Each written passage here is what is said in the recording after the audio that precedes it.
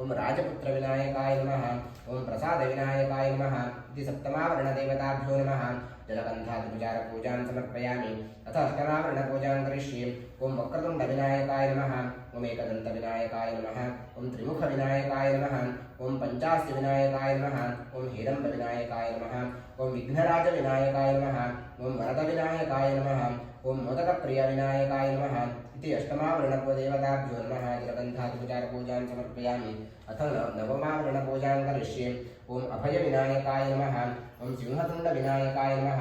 ओम कुणिताक्षविनायकाय नमः ओम क्षिप्रप्रसादविनायकाय नमः ओम चिन्तामणिविनायकाय नमः ओम दण्डहस्तविनायकाय नमः ओम भुषुण्डिविनायकाय नमः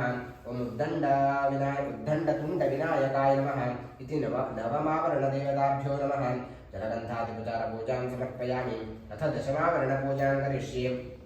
ओम स्थूलदन्तविनायकाय नमः ओम कलिप्रियविनायकाय नमः ओम चतुर्दन्तविनायकाय नमः ओम दुरदविनायकाय नमः ओम ज्येष्ठविनायकाय नमः ओम गजविनायकाय नमः ओम कालविनायकाय नमः ओम नागेशविनायकाय नमः ओम यक्षविनायकाय नमः इति दशमावरणदेवताभ्यो नमः जलगन्धादिपुजारपूजां समर्पयामि सुमुखाय नमः वाचीपत्रं समर्पयामि गणाधिपाय नमः भृङ्गराजपत्रं समर्पयामि राजपत्रं समर्पयामि ओम उमापुत्राय नमः बिल्वपत्रं समर्पयामि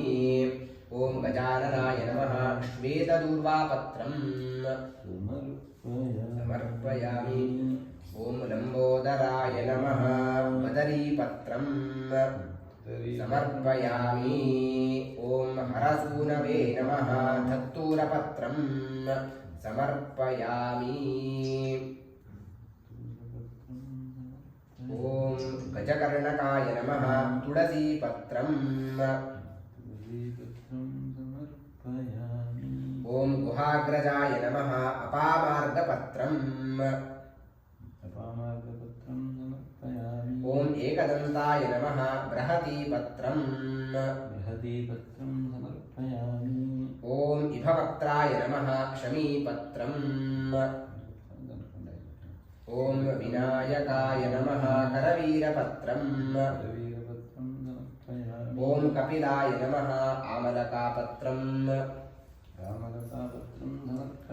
ओम वरप्रदाय नमः अर्कपत्रं ओम भिन्नदन्ताय नमः अर्जुनपत्रं ओम पत्नीहीनाय नमः विष्णुक्रान्तिपत्रं ओम वटवे नमः दाडमीपत्रं ओम शूराय नमः देवदारुपत्रं ओम भालचन्द्राय नमः मरुकपत्रं